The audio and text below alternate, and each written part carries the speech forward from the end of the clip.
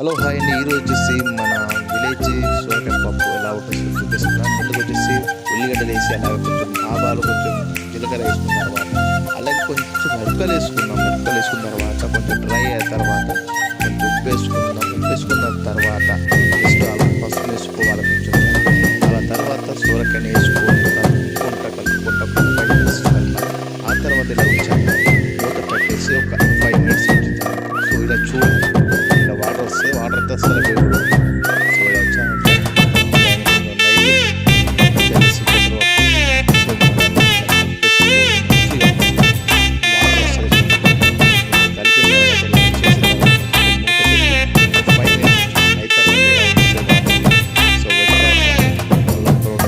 Water పోసుకోవాలి.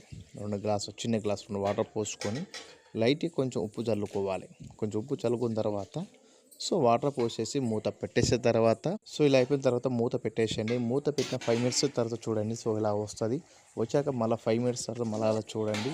So అయిపోయాక మంచిగా డ్రై కలుపుకొని మంచి కొత్తిమీర వేసుకొని గుమగుమలాడే సొరకాయ పప్పు తెలంగాణ విలేజ్ స్టైల్లో ఉంటుంది. సో మీరు కూడా ట్రై చేయండి, మంచిగా ఉంటుంది. సో నాకైతే నచ్చుతుంది అనుకుంటా. సో మరిన్ని మా ఛానల్ కోసం సబ్స్క్రైబ్ చేయండి, మరిన్ని వీడియో కోసం సపోర్ట్ చేయండి. సో ఇప్పుడైతే మనం వేడివేడిగా అన్నంలో వేసుకొని సొరకాయ పప్పు నిమ్మకాయ తొక్క పెట్టుకొని తింటే ఎంత బాగుంటుందో సో మీరు కూడా ట్రై చేసి చూడండి. సో ముందైతే ఇక్కడ ఉడికేసింది మనకి ఇక్కడైతే. సో మీరు కూడా చూడండి. ఉడికిన తర్వాత మంచి దించుకొని వీడియోలో అన్నంలో తినేసేయండి. సో ఎలా ఉంటుందో కామెంట్ చేయండి తిన్నాక.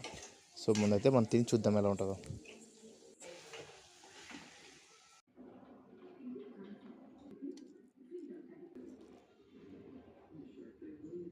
సో విలేజ్ సొరకాయ పప్పు అంటే ఎలా ఉండాలి. సో మీరు కూడా ట్రై చేసుకోండి విలేజ్ లాగా. సో ఈ మరిన్ని ఛానల్ కోసం సపోర్ట్ చేయండి, సబ్స్క్రైబ్ చేయండి, లైక్ చేయండి, షేర్ చేయండి, అలాగే మరిన్ని వీడియో కోసం.